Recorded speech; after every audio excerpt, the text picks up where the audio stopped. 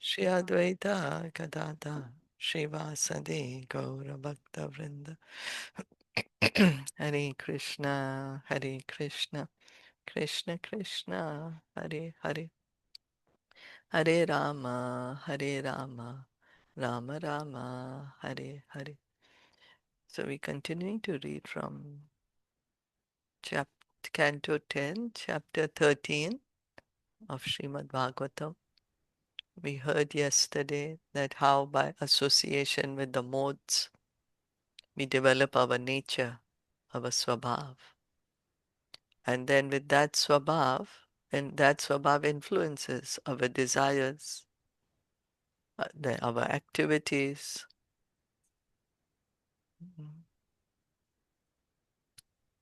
So the best association is association with the devotees, so that our desire may be to love Krishna.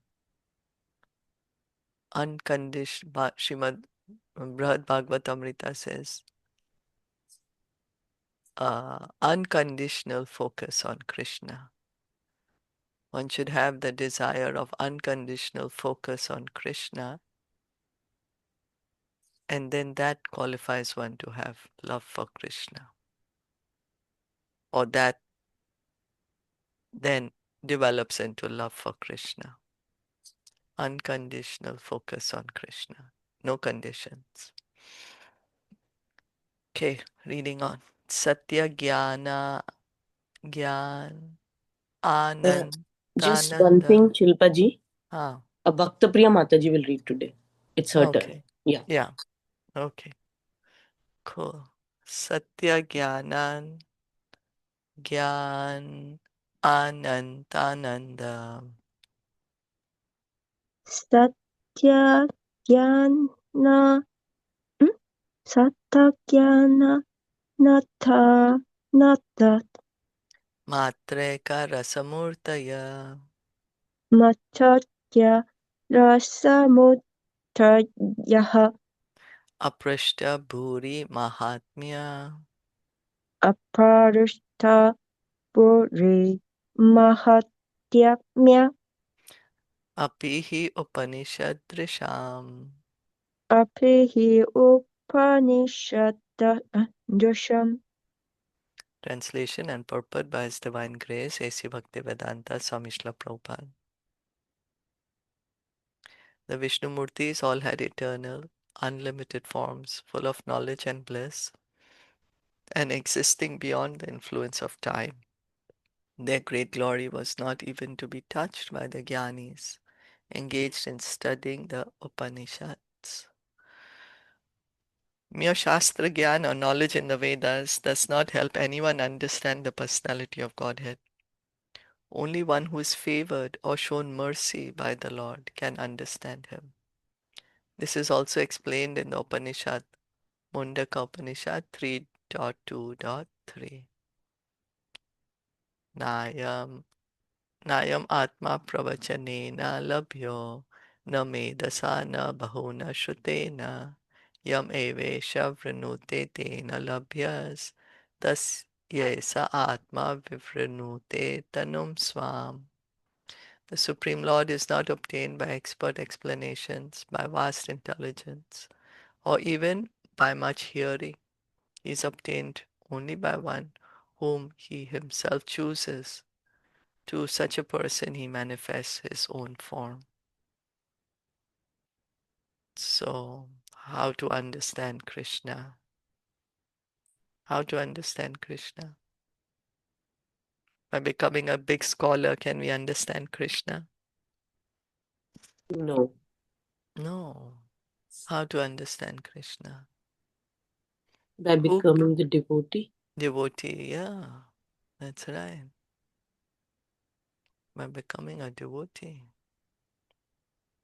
We need Krishna's mercy. Mercy of the devotee and mercy of Krishna.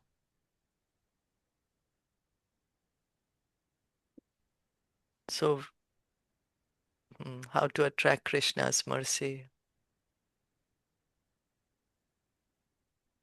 Reading Acharya the book, and because it's really pata, so we can follow.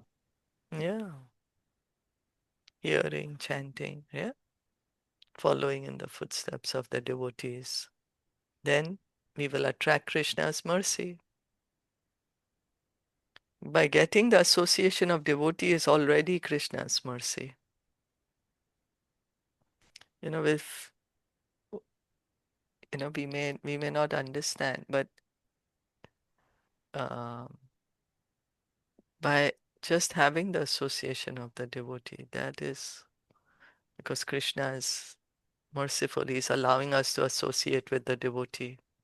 Then in the association of devotee, we engage in hearing and chanting. Gradually, we will be able to understand him. One description given of Brahman is Satyam Brahma Ananda Rupam. Brahman is absolute truth and complete Ananda or bliss. The forms of Vishnu, the Supreme Brahman, were one, but they were manifested differently. The followers of the Upanishads, however, cannot understand the varieties manifested by Brahman. This proves that Brahman and Paramatma can actually be understood only through devotion, as confirmed by the Lord himself in Srimad Bhagavatam. Bhaktyaham ekaya grahaya. Bhagavatam 11.14.21. So now Lord Brahma is seeing so many Vishnu Murtis. So how many Lord Vishnu is there? As many as the calves and the boys were there. Yeah. So, but the personality is one. They're Personality. just expanded, right? Hmm. Yeah. The original one is one. That's what you mean to say? The Krishna. Krishna, yeah, and then he's expanded as many, but does it mean that there are many gods? No, only No. one. Yeah. Yeah, that's right. Okay. Now here Bhagavatam is also saying only by devotion can understand Krishna. To establish that Brahman indeed has transcendental form, Srila Vishwanath Chakravarti Thakur gives various quotations from the Shastras. And the Shvetashvatara Upanishad 3.8, the Supreme is described as Aditya Varnam Tamasa Parastat. He whose self-manifest form is luminous like the sun and transcendental to the darkness of ignorance. So Brahman, Brahman, we understand that is the Brahmajyoti coming from Krishna. So, but someone may think, oh, Brahman is all in all. But here, Vishwanath Chakravarti Thakur is giving us quotation from Shetashvatara Upanishad that the Brahman is coming from Krishna. He whose self-manifest form is luminous like the sun. So Krishna is the origin of the Brahman. The Supreme is blissful with no tinge of unhappiness. Although he is the oldest, he never ages, and although one, he is experienced in different forms. So Krishna, we were hearing few days ago, Krishna's beautiful smile encourages the devotees, right? Krishna's beautiful smile makes the devotee fall more in love with him. He's always smiling, he's always happy, he's never unhappy, never looks old and wrinkly, balding with white hair. No, he's like always youthful. And we are seeing now so many Vishnu Murtis are there. And then he also expands as Matsya, Kurma, Varaha, so many expansions, but God is one. Is that okay? Yeah. Sarve nitya shasvatascha dehastasya para. All the forms of that Supreme Person are eternal. Mahavaraha Paran. And these forms are not temporary, they are eternal forms.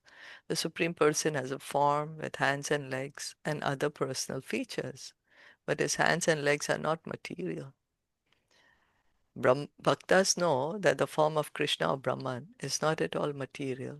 Rather, Brahman has a transcendental form, and when one is absorbed in it, being fully developed in bhakti, one can understand him. Premanjana Charita Bhakti Valochanena. The Mayavadis, however, cannot understand this transcendental form, for they think that it is material. So what happens is someone may think, oh, well, form, any form means material form. They are not able to understand that there is a spiritual form. The material form is only a reflection of the spiritual form. But one may be so frustrated with material life that they think, oh, form means material. I don't want, cannot be anything other than material. Just like one who has been bitten by a snake, then even if he sees a rope, he thinks it's a snake. But that's not a rope, it's a snake. But the devotees know. The devotees can understand Krishna, that he has a beautiful Satchidananda Vigraha. Satchidananda Vigraha. Transcendental forms of the Supreme Personality of Godhead in his person are so great that the impersonal followers of the Upanishads cannot reach the platform of knowledge to understand them. Particularly the transcendental forms of the Lord are beyond the reach of the impersonalists, who can only understand through the studies of the Upanishads that the absolute truth is not matter, and the absolute truth is not materially restricted by limited potency. So, by knowledge one cannot understand Krishna. As we just heard, we need devotion to understand Krishna. Krishna reveals himself to the devotees. Krishna understand, oh, this devotee, he really wants to know me. He really wants to understand me. He really wants to love me. So Krishna reveals himself. Just like somebody really is good to us, he's really a good friend, then we will speak our heart, in confidence with them. But if we feel somebody does not really want to understand us, then we will not open our heart to them, right? So it's the Yes. devotees, yeah.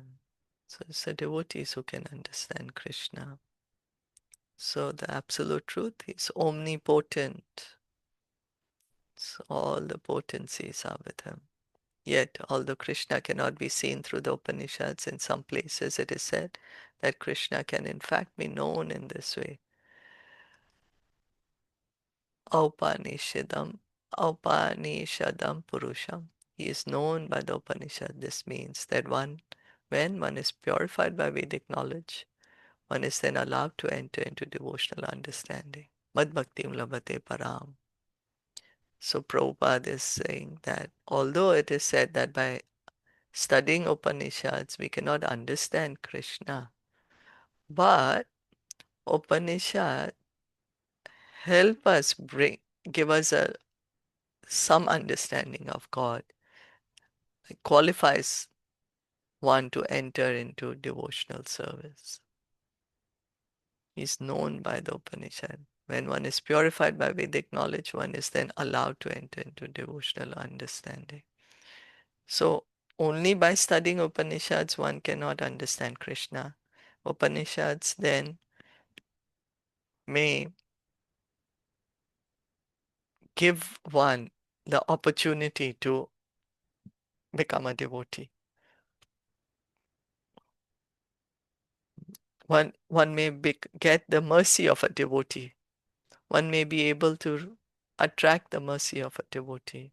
Although devotee's mercy is causeless, there's no cause to a devotee's mercy. Devotees are just on the street hearing, chanting, giving out books, giving out prasad, not choosing anyone. But this is what Upanishads is saying. Tachshraddha dhana munayo jnana vairagya yuktaya pashyanti atmani chatmanam bhaktya shruta grihitaya. The seriously inquisitive student or sage, well equipped with knowledge and detachment, Hare Krishna. realizes. Just one question, Shilpaji. So what they were in the previous Yeah, let me paragraph. finish this. This is Okay. continuing this. Okay, this is Yeah, good. Okay. yeah. Realizes that absolute truth by rendering devotional service in terms of what he has heard from the Vedanta Shruti, Bhagavatam 1.2.12. The word Shrutagrahitya refers to Vedanta knowledge, not sentimentality. Shrutagrahita is sound knowledge. So coming back to this, the same thing, that, one is inquisitive. That's why he's studying the Upanishads, right? Otherwise, why would one Mm. take up so much study? So now he has so much knowledge. Now he's getting detached from the world. And then he also has to come to bhakti to understand Krishna. As we heard, no, in Bhagavad Gita, you start either by Gyan or you start by Yoga or Karma. All these can give us perfection only if we do bhakti. So then one has to then engage in bhakti and then one will understand Krishna. Is that okay? And then one will be actually able to also realize the Vedic knowledge. Is that okay? So, like, this is for the inquisitive or the gyanis, like, like how they can study. Yeah. But then from that also, because there are so many that who study Upanishads, and like, because in the Upanishad there are stories or something, and then that will attract their heart. The like studying about the devotee or something, then they'll get the mercy, right? Yeah. And then Okay. they will come in contact with a devotee. Hmm. Then the devotee will give them knowledge of Krishna, Hmm. of hearing and chanting, of bhakti. Okay. Yeah. So the inquisitive, because many times the jnanis, they may not want to read the Upanishads also, or they may, but one who's truly seeking, no truthful speaker, not seeker, not one who wants to just make a show of Hmm. reading the Vedas. One who's really inquisitive, that I want to understand absolute truth. So Upanishads is knowledge which brings us closer to Krishna, right? Yeah. Like Sri Upanishad, it's giving us a hint that God is a person. Does not say what his name, but he gives us so many qualities of God, right? Yeah. I want Upanishad, we say that he's so near, he's so far, he can run so fast, and Hmm. the devotees praying, remove the glaring effulgence so I can see your smiling face. So it's giving us, is bringing us to a higher knowledge that God is a person. Hmm. And then when one engages in devotional service, then one really understands Krishna. to share one thing. Hmm. Mm, I have friend and he also like India and he always reading the Upanishad, but he almost like Gyani. He always use the Upanishad to prove he's right. But we know we are devotee. We learning all the spiritual book. We just want to remove. We are another. So the learning the mood totally different. So when we really can remove we are anatta, we really can understand the Krishna and service Krishna. Yeah. Yeah. Because Then what's the intention you mean, right? Is it just to get knowledge or is it to really love Krishna? Right? This is what you're saying? Krishna also Paratama is near the heart, not the use your brain. Yeah. That's right. Because if we just want knowledge, Krishna will give us knowledge, but but our desire should be to love Krishna. As we said, unconditional focus on Krishna. Then Krishna will fulfill that desire. Yes, thank you. Thank you. Mm. Lord Vishnu, Brahma thus realized, is the reservoir of all truth, knowledge, and bliss. He's a combination of these three transcendental features, and he's the object of worship for the followers of the Upanishads. Brahma realized that all the different forms of cows, boys, and calves transformed into Vishnu forms were not transformed by mysticism of the type that a yogi or demigod can display by specific powers invested in him. The calves, and boys transformed into Vishnu murtis or Vishnu forms were not displays of Vishnu Maya or Vishnu energy, but were Vishnu himself. So Brahma, he is seeing that Krishna's form is Satchidananda. He's seeing the forms here. And the Upanishads personified also worship Krishna. And there are 108 Upanishads after all. It's very vast. Sorry. So how we hear Srila Prabhupada many times, he'll quote from the Shveteshwara Upanishad, the Mundaka Upanishad. Right? They're giving us knowledge of the Lord. So then Lord Brahma, what he's realizing, that it's not some magic that Krishna has done. Like how some magician, by some magic, they may, how we heard so much before.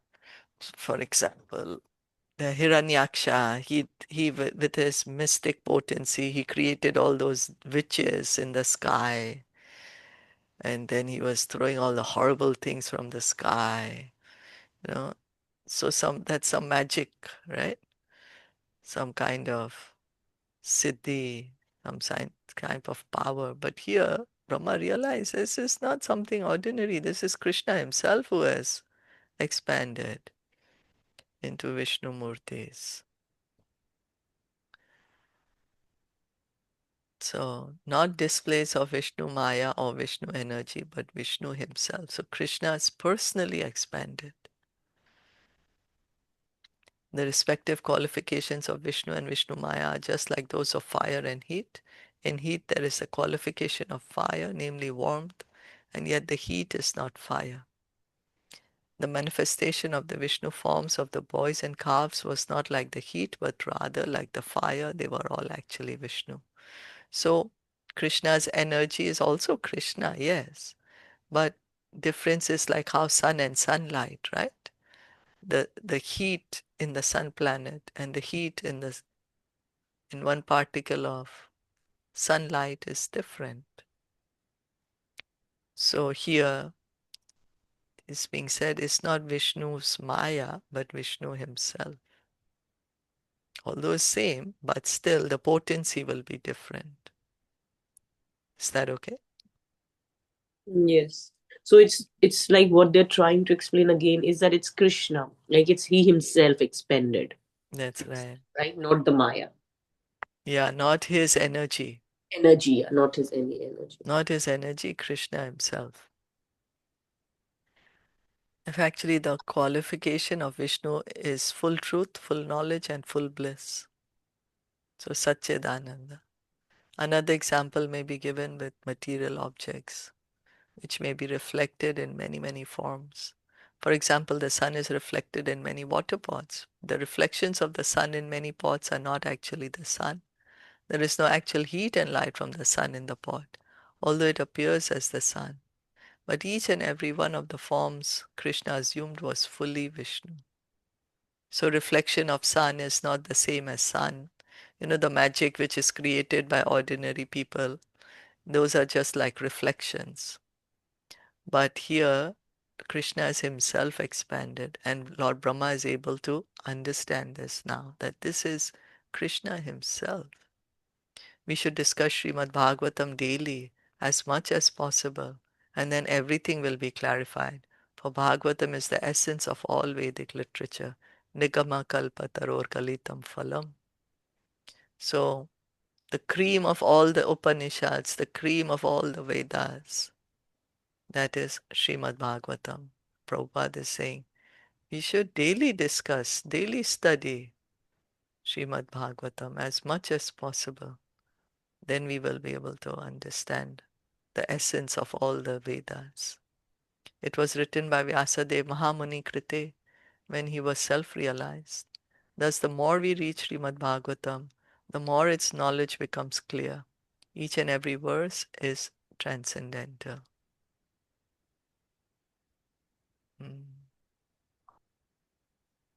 So the importance of reading Srimad Bhagavatam.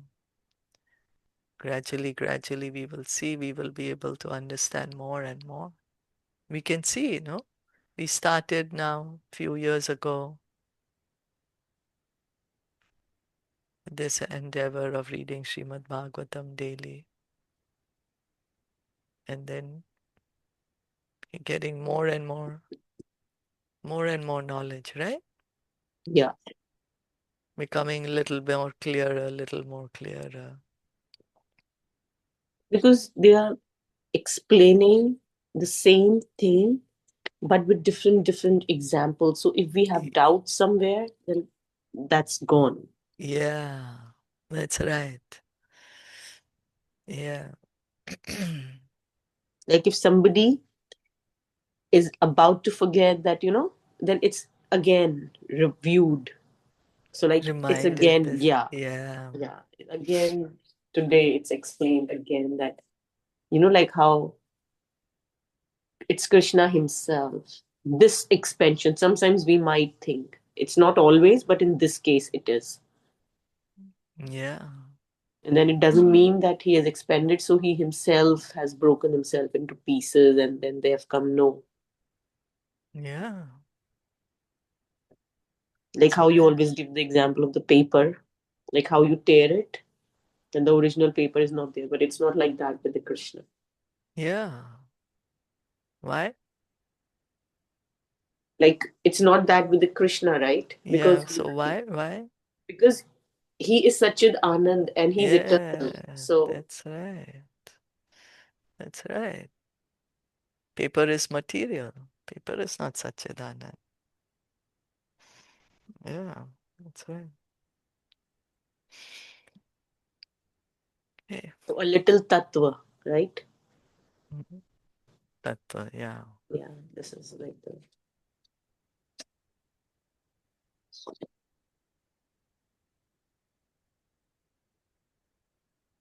Okay. Shall we stop here today? yeah.